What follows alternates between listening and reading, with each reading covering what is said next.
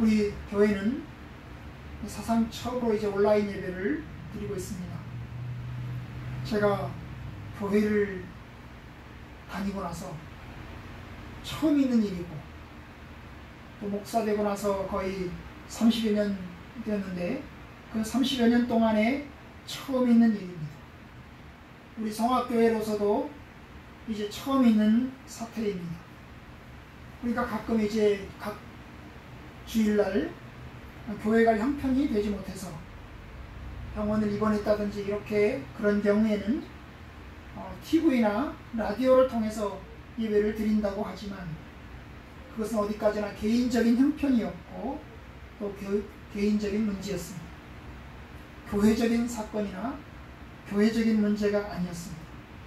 그런데 이제 이번 주와 다음 주 두 주에 걸쳐서 정부에서 이제 대면 예배를 멈추고 또 이제 비대면 예배를 드려라 이렇게 말한 것은 이게 교회의 문제이고, 또 우리 교회만이 아닌 수도권 서울, 인천, 경기 지역의 전체 교회의 문제이기도 합니다. 아마 코로나 상황이 최근 들어서 수도권 교회를 중심으로 해서 확산이 되자 정부 측에서 이제 각 교단의 지도자들과 상의하고 협조를 구해서 내린 결정입니다. 지난 5월 달에 정부에서 이제 또 교회를 향해서 예배 제한 금지 명령을 내린 적이 있습니다. 그때는 예배 제한이었습니다. 예배를 드리더라도 이제 식사는 제공하지 말아라, 뭐 이런 명령이었습니다. 그런데 이번의 명령은 훨씬 더 강하고 또 센 명령입니다. 대면 예배 자체를 드리지 말아라, 그런 것입니다.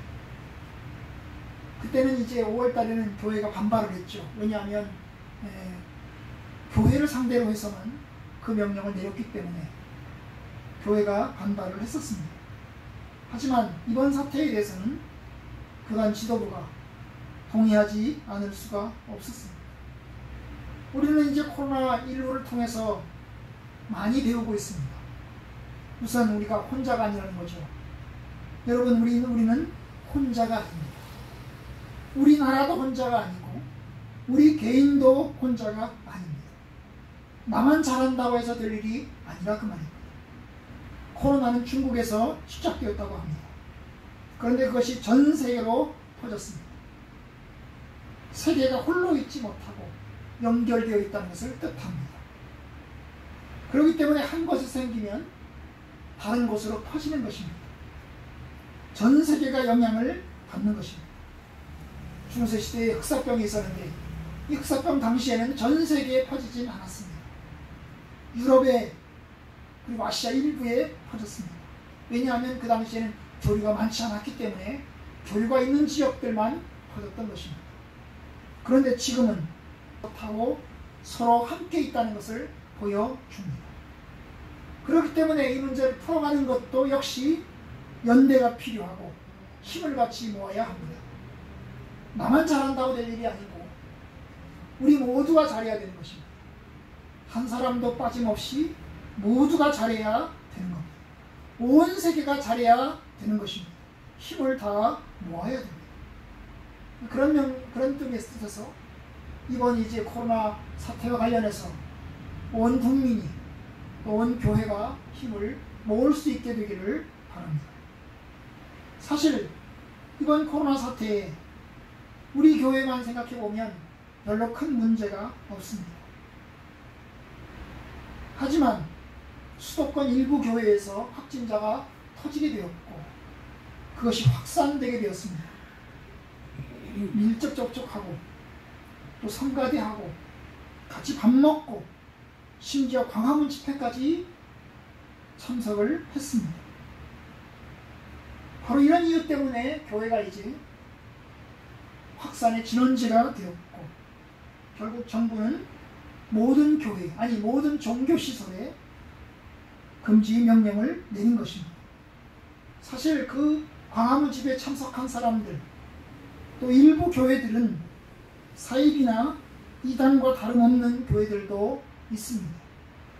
그럼에도 불구하고 정상적인 교회들까지, 잘하고 있는 교회들까지 도매금으로 지금 욕을 먹고 있고, 그래서 이런 사태가 일어났습니다. 교회라는 이름으로 이루어졌기 때문에, 우리 역시 그 교회의 일부이기 때문에 우리의 문제가 되었던 것입니다. 그래서 우리 모두가 함께 풀어나갈 수밖에 없습니다. 이번 정부의 방역 명령에 대하여 일부에서 불순종하자고 말을 했습니다. 그리고 이제 일부에서 불순종하고 오늘 대면 예배 드리고 있는 지역도 있는 것으로 알고 있습니다. 일부 목사님들 가운데는 저에게 문자를 통해서 오늘 읽었던 다니엘서 6장의 10절 말씀을 인용해서 우리가 대면 예배를 포기할 수 없다. 그건 불순종해야 된다. 정부의 명령은 불순종해야 된다. 이런 식으로 문자를 보내오신 분도 저에게 있습니다. 오늘 다니엘서 6장을 보시면 이 다니엘서 6장을 보면 다니엘의 이야기죠. 페르시아의 왕 다리오가 명령을 내립니다. 한 달 동안, 한시적인 것입니다. 한 달 동안 왕을 제외한 다른 사람이나 다른 신에게 기도해서는 안 된다. 이게 명령입니다. 그 당시 페르시아 왕을 제외한 다른 사람이나 다른 신에게 절대로 기도해서는 안 된다. 이런 명령입니다. 만약에 그 명령을 어기면 사자굴에 던지겠다. 바로 이런 명령을 왕이 명령하였고 온 페르시아 제국이 이 명령 아래에 들어가게 되었습니다. 그런데 다니엘은요, 이 명령을 알고도, 왕의 금지 명령을 알고도 그 명령을 무시합니다. 자기 집에 돌아가서는 윗방에 올라가서, 윗방이니까 2층이겠죠, 그죠? 2층 윗방에 올라가서는 예루살렘으로 향한 창문을 열고, 예루살렘으로 향한 창문을 열어놓고서, 닫아놓고 할 수도 있는데 열어놓고서 하루에 3번씩 무릎을 꿇고 기도하면서 또 하나님께 감사했다라고 말씀합니다. 여러분, 노골적으로 왕의 금지 명령을 어긴 것입니다. 다른 신에게 기도해서는 안 된다. 다른 사람에게 기도해서는 안 된다. 이게 왕의 금지 명령이었는데 그 명령을 알고도, 그리고 그렇게 금지 명령을 어기면 사자굴에 던져질 것을 알고도 그 명령을 무시하면서 기도합니다. 왜 그랬을까요?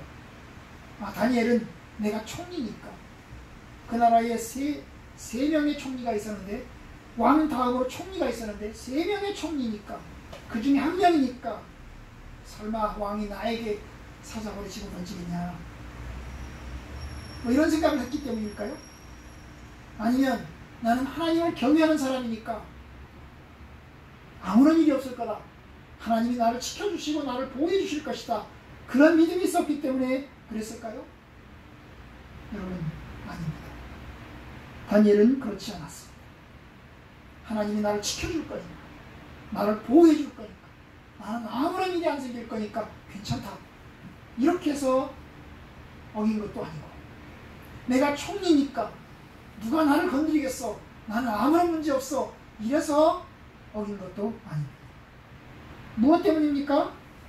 바로 하나님 때문입니다.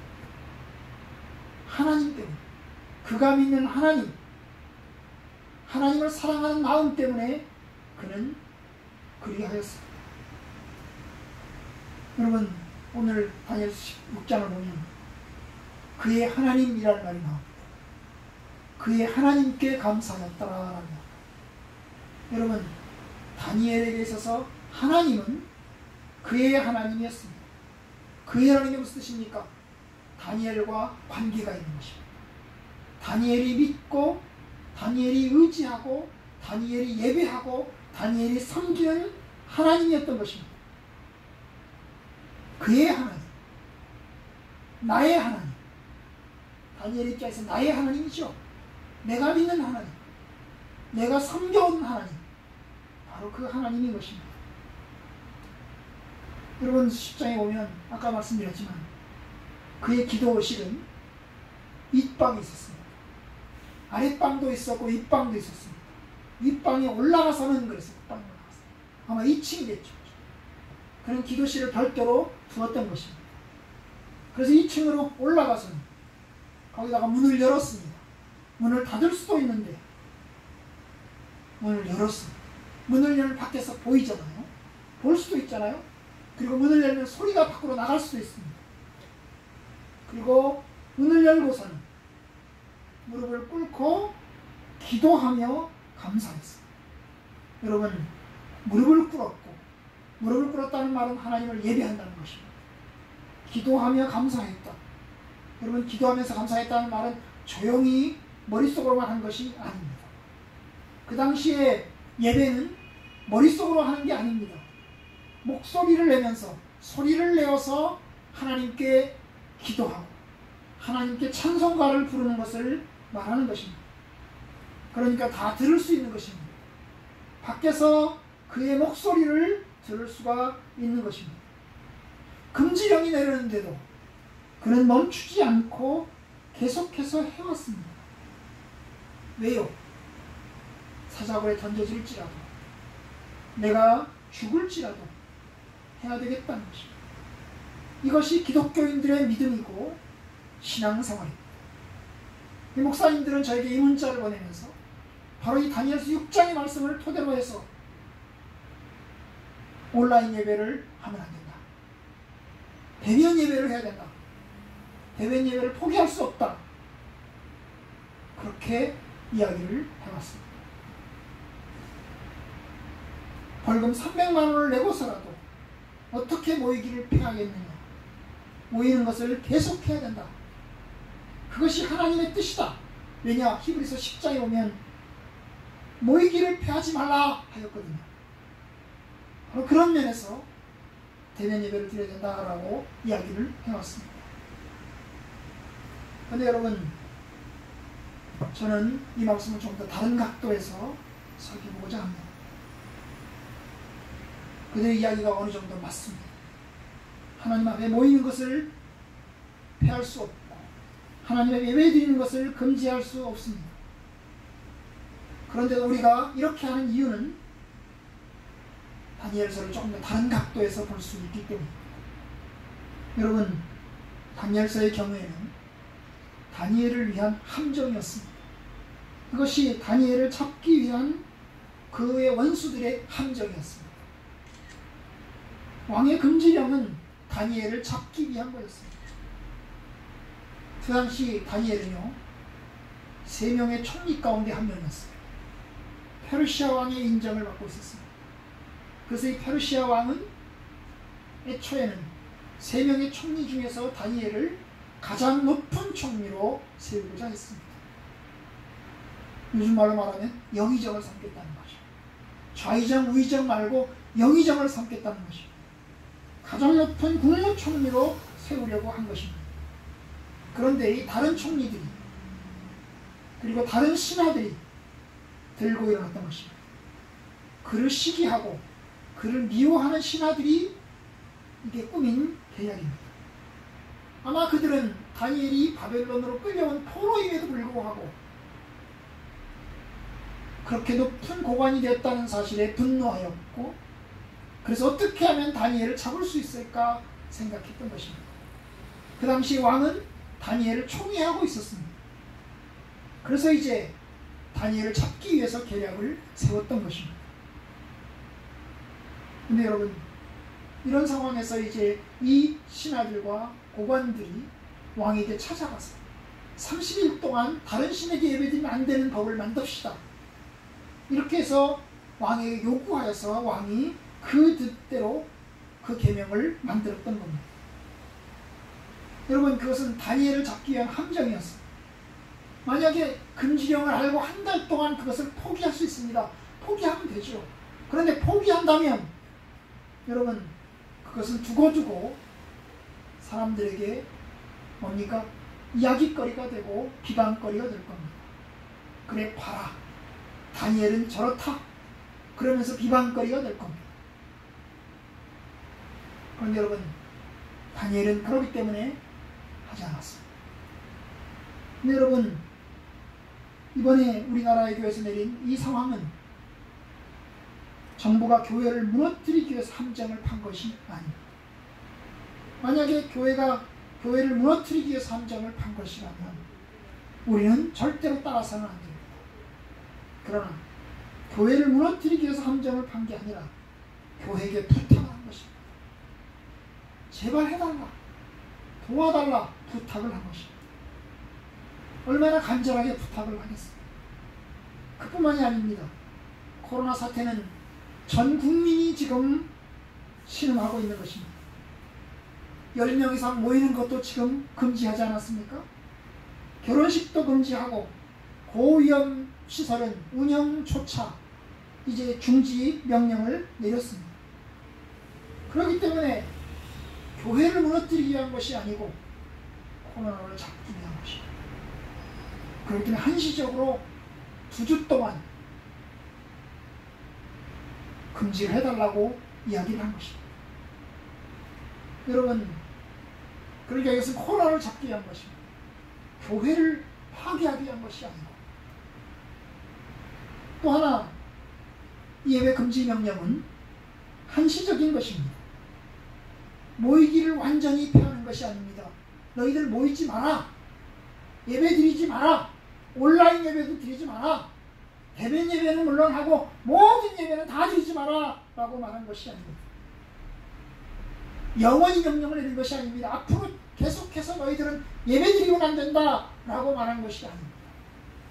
정부에서 말한 것은 2주 동안, 2주 동안, 그것도 대면 예배는 멈춰달라. 여러분, 바로 그렇습니다. 사실 지금은 얼마나 다행인지 모릅니다. 우리는 중세시대를 살고 있지 않아서 이렇게 과학 문명이 발전한 이 시대에 살아서 얼마나 다행인지 모릅니다. 스마트폰이라고 하는 것이, 그리고 인터넷이라고 하는 것이 저와 여러분들에게 얼마나 다행스러운 것인지 모릅니다. 여러분, 중세시대에 만약에 이런 일이 일어났다면 중세시대에는 온라인 예배 드릴 수가 없습니다. 그렇잖아요. 어떻게 인터넷으로 중계를 하겠습니까? 생중계를 하겠습니까? 이렇게 라이브 톡을 하겠습니까? 10년 전만 하더라도 못하는 것입니다. 여러분, 우리는 문명의 혜택을 누리고 있고 그 혜택을 통해서 우리가 이제 온라인 예배를 드릴 수 있게 되었습니다. 참 좋은 시설들을 갖춰지게 되었습니다. 요새는 줌이라고 하는 게 있대요. 이 줌이라고 하는 게 뭐냐면 뭐예요? 10명이면 10명이 회의를 할 수가 있다는 것입니다. 얼굴을 보면서. 그러면 10명의 얼굴을 다 보는 거죠. 한 화면에 10개의 얼굴이 나오는 것입니다. 그러면 상대방의 얼굴들을 보면서 할 수 있다는 거죠. 우리 주은이가 나가는 교회에서는 최근에 이제 성도들이 모이질 못하니까 구역 모임을 줌이라고 하는 것을 통해서 합니다. 이 줌이라고 하는 것을 통해서 하면 40분까지는 공짜예요. 그래서 40분 넘어가면 어떻게 하냐, 다시 껐다가 다시 들어와가지고 하면 또 계속해서 연장해서 할 수가 있대요. 그러면 이제 4명이라고 하면 그 4명이서 뭐 어떻게 합니까? 서로 얼굴 보면서, 핸드폰 딱 보면서 얼굴 보면서 서로 이야기를 이제 보면서 이야기를 나누는 것입니다. 그럼 내가 하는 이야기를 들리고 또 서로 들리는 거죠. 카톡은 이제 글로 하는 거잖아요. 그런데 동시에 이제 얼굴 보면서 할 수 있는 것입니다. 얼마나 소통이 잘 되는 그런 시스템들이 있는지 모릅니다. 기술이나 도구가 생겨서 얼마나 다행인지 모릅니다. 여러분, 비대면 예배는, 온라인 예배는 한시적인 것입니다. 영원한 것이 아니고 계속될 것이 아니고 한시적인 것입니다. 마치 병원에 입원한 사람이 한시적으로 병원에 입원해서 거기서 이제 방송이나 텔레비전을 통해서 예배드리는 것 같이, 그러니까 이것은 모임을 피하는 것이 아닙니다. 모이는 방법을 약간 바꾼 것입니다. 물론 교회의 본부는 소통에 있고 교제에 있고 예배에 있습니다. 여러분, 우리 예배는 기본적으로 온라인 예배가 아닙니다. 기본적으로는 대면 예배입니다. 왜냐하면 이 대면을 통해서만 제가 자꾸 말씀드리지만 세례와 성찬을 할 수가 있는 것입니다. 예배의 가장 중요한 것 가운데 하나가 말씀인데, 이 말씀은 보이는 말씀과 보이지 않는 말씀이 있습니다. 그런데 이 보이지 않는 말씀은 비대면을 통해서도 할 수 있겠죠. 이렇게 라이브 톡을 통해서도 할 수 있습니다. 비대면을 통해서 할 수 있습니다. 하지만 여러분, 보이는 말씀은 오직 대면을 통해서만 할 수 있습니다. 세례식과 성찬을 통해서 주의 떡을 먹고 주의 잔을 마시는 것은 오직 대면을 통해서만 할 수 있는 것입니다. 그러게 여러분, 기본적으로 예배는 대면입니다. 하지만 교회는 공동체입니다. 그리고 소통이 있습니다. 그 소통을 하기 위해서 같이 식사하고, 소통을 하기 위해서 같이 차를 마시고 같이 이야기를 나누는 것입니다. 서로 교제하는 것입니다. 그런데 여러분, 그나마 이 소통은 우리가 카톡, 우리 교회 성도들이 단체 카톡도 있고, 또 성도들 개별적으로 이제 문자도 있고 카톡도 있고, 그러니까 전화도 있으니까 어느 정도 가능합니다. 일시적으로 방법을 바꾸는 거로 우리가 이해하고, 조금 더 우리가 제한을 받지만, 성찬을 못하고 세례식을 못한다는 면에서 약간의 제한을 받지만 일시적인 거니까 저희가 감당해 나갔으면 좋겠습니다. 그런데 여러분, 제가 말씀드리고 싶은 것이 있습니다. 그것은 하나님을 향한 우리의 믿음과 신뢰는 다니엘처럼 되어야 됩니다. 여러분, 다니엘처럼 되어야 됩니다. 여러분, 다니엘은 하나님을 향해서 그의 하나님께 예배드리는 삶을 살아왔습니다. 여러분, 다니엘은 어떻게 예배드리고 있습니까? 생각해 보세요. 다니엘이 있는 곳은 지금 페르시아 제국입니다. 예루살렘이 아닙니다. 유다가 아닙니다. 이스라엘 유다가 아니고 예루살렘이 아니고 바벨론으로 끌려왔습니다. 수백 킬로를 끌려왔습니다. 수천 킬로를 끌려왔습니다. 다니엘은 10대 후반에 바벨론 제국이 이스라엘을 침략을 하면서 바벨론 포로로 끌려왔습니다. 그때 나이가 한 10대 후반에서 20대 초반쯤 되었을 겁니다. 머나먼 타국으로 끌려왔습니다. 여러분, 끌려온 이 바벨론 제국에서 다니엘은 성장했고 거기서 살았고, 그리고 이제 오늘 말씀의 때는 거의 노년이 되었을 때, 그런데 여러분, 바벨론 제국 그리고 페르시아 제국으로 바뀌었는데, 이 페르시아 제국 성전이 있나요? 성전 없습니다. 교회가 있나요? 교회도 없습니다. 그는 홀로 있는 것입니다. 다니엘서 2장에 보면 다니엘과 세 친구 이야기가 나옵니다. 이 바벨론 왕의 꿈을 해석할 때 그 해석하는 문제로 다니엘이 자기 친구들에게 기도 부탁을 합니다. 나를 위해서 나와 함께 기도해달라. 아니면 우리가 다 죽게 생겼다. 그래서 기도해달라 부탁을 합니다. 그런 걸 보면 다니엘의 친구들이 일부 그 지역에 있을 수 있습니다. 하지만 여러분, 오늘 본문에 보면 다니엘은 홀로 있습니다. 다니엘이 친구들과 같이 있는 게 아니고 홀로 있습니다. 홀로 그는 윗방으로 올라가서 거기서 이제 하나님 앞에 무릎을 꿇고 기도하며 감사하면서 하나님을 예배하고 있는 것입니다. 혼자 예배하고 있는 것입니다. 다니엘은 고레스 왕이 이제 포로 귀환 명령을 내렸을 때도, 그래서 많은 동족들이 고향으로 돌아간 그 시점에도 다니엘은 돌아가지 않았습니다. 왜 안 갔는지 모르겠어요. 아마 너무 늙었기 때문에 안 갔을 것입니다. 하늘도성 어디 있든지 간에 내가 하늘나라를 바라보면 되지, 이러면서 그는 안 갔을 수 있습니다. 그런데 여러분, 그는 홀로 있는 중에서 하나님 앞에, 하나님을 향해서, 예루살렘을 향해서 창문을 열고 무릎을 꿇고 하나님께 감사하고 예배하고 있습니다. 여러분, 우리 성도들은 어떻게 해야 될까요? 코로나 시대에 비대면 시대에 우리는 어떻게 해야 될까요? 다니엘과 같이 해야 합니다. 여러분, 수십 년 전에 우리 성도들은 새벽 기도를 나가고 주일 밤 예배를 가고 수요일 예배를 갔습니다. 우리 어머니 때도 갔습니다. 저도 그렇게 했습니다. 제가 어릴 때도 새벽 기도를 하고 주일 밤 예배 가고 수요일 예배를 갔습니다. 그런데 여러분, 지금 시대는 코로나가 아니더라도 바쁘게 삽니다. 그래서 사람들 수요일 예배도 못 가고 주일 저녁 예배도 사라져서 이제 오후 예배로 대치를 하는 상황입니다. 코로나가 아니고서라도 사람들이 일주일에 한 번 주일날 가는 것으로 이제 끝내는 그런 시대가 되었습니다.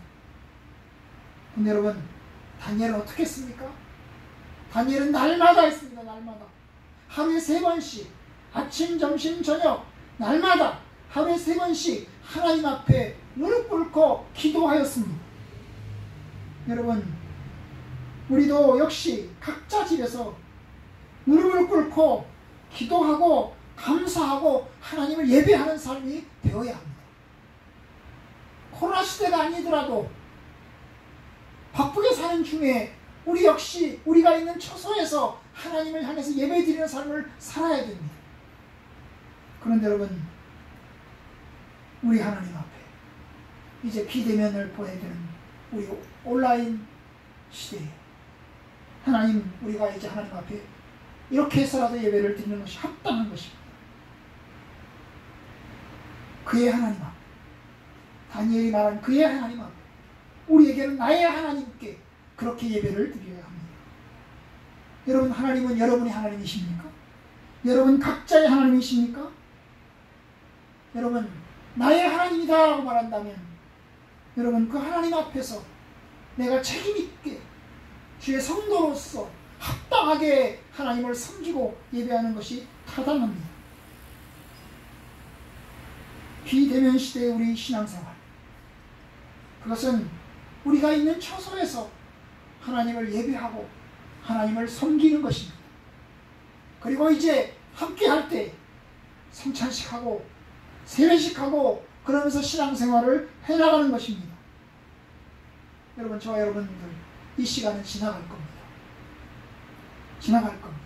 영원히 있지 않을 것입니다. 영원히 이렇게 비대면 신앙식으로 신앙생활 하지 않을 것입니다. 그러니까 우리가 감당합시다. 저는 우리 믿음의 동역자들인 주의 목사님들에게도 부탁을 드립니다. 여러분, 우리 모두가 다 교회가 책임있는 자세로 하나님 앞에 서도록 합시다.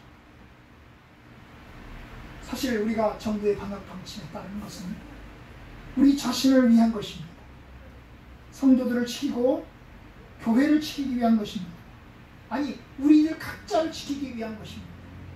저와 여러분들은 어쩌면 잠재적인 확진자입니다. 누가 확진자였기 때문에 모르잖아요. 누가 코로나에 걸렸는지 우리는 알 수가 없잖아요. 그러면 우리는 우리가 만나는 모든 사람이 확진자의 가능성이 있을 수 있습니다.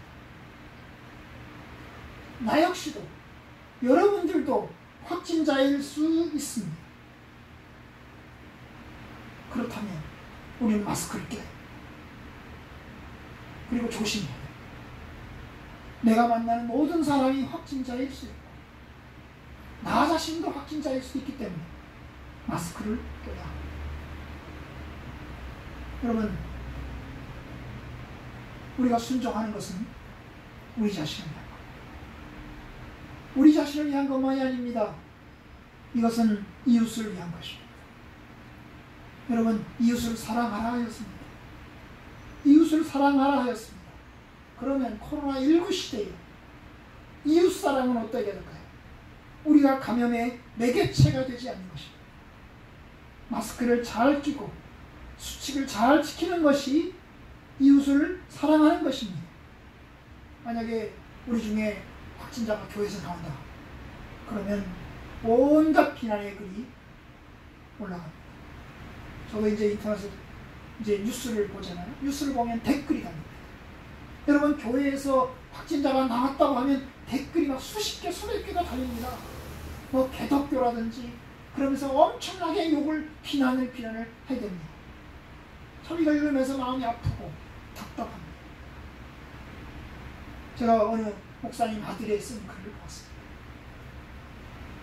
2020년으로 우리 보수교회는 사람들에 의해서 이제 왕따가 되고 따돌림을 당할 것이다 라고 보았습니다.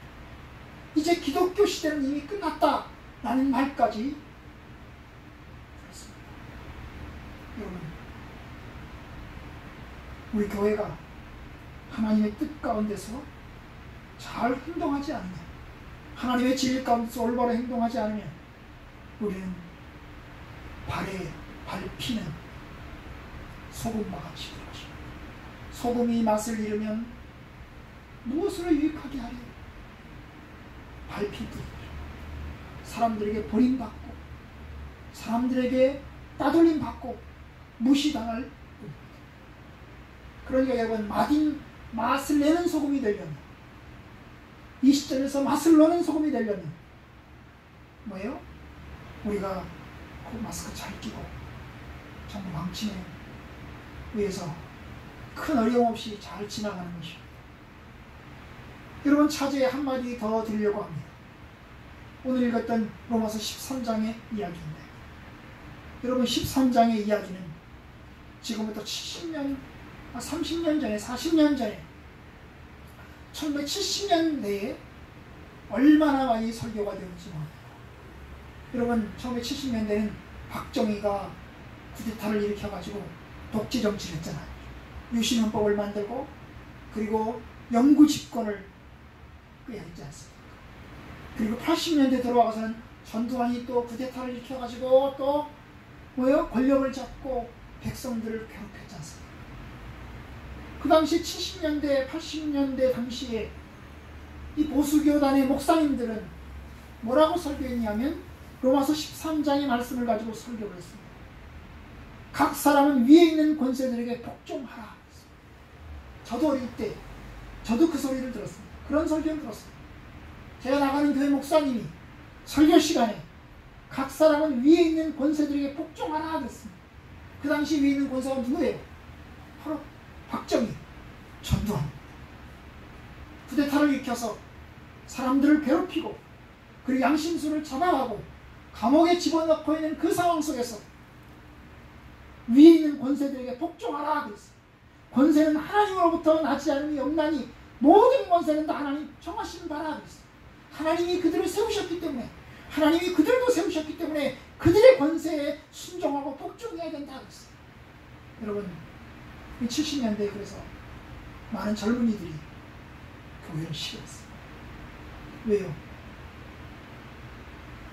그 당시 독재 정치는 독재 권력을 옹호했기 때문에, 군사 독재를 옹호하고 쿠데타 세력을 옹호하고 그랬기 때문에 젊은이들이 교회를 싫어했습니다. 여러분, 그런데 시대가 바뀌었습니다. 아이러니하게도 그 당시에 군사 독재를 옹호하고 그리고 박정희, 전두환을 옹호하던 그 세력들이, 그 목사님들이 지금은 또 뭐라고 설교하냐면 로마서 13장 이야기를 안 합니다. 로마서 13장 이야기를 안 해요. 그러면서 이야기를 합니다.